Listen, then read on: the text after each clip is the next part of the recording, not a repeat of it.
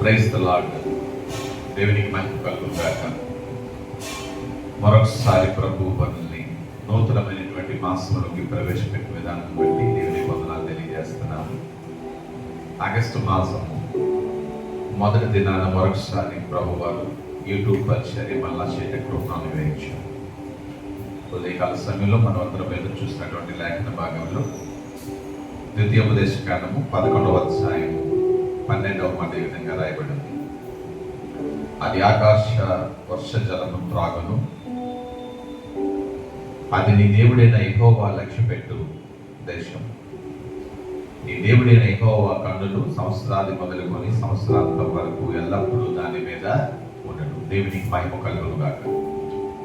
ప్రభు ఇస్తున్నటువంటి వాగ్దానాలు ఏంటంటే, ఈ దినం మొదలుకొని ప్రభు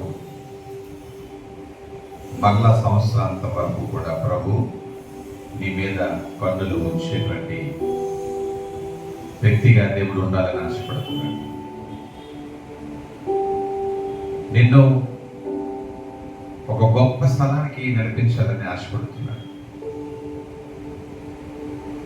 ఆ స్థలం ఏంటంటే ద్వితీయోపదేశకాండము 8వ అధ్యాయము 8,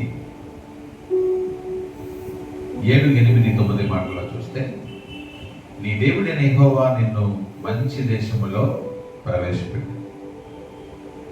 ఆ మంచి దేశము గోధుమలు పండేటువంటి దేశం, ద్రాక్ష చెట్లు ఉండేటువంటి దేశం,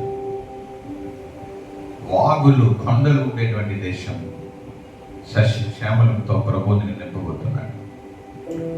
2026 జూలై మాసం వరకు నీ పరిస్థితి ఎలాగ ఉన్నప్పటికీ కూడా ప్రభు ఇస్తున్నటువంటి వాగ్దానం ఏంటంటే, అది దేవుడు లక్ష్యపెట్టు దేశం.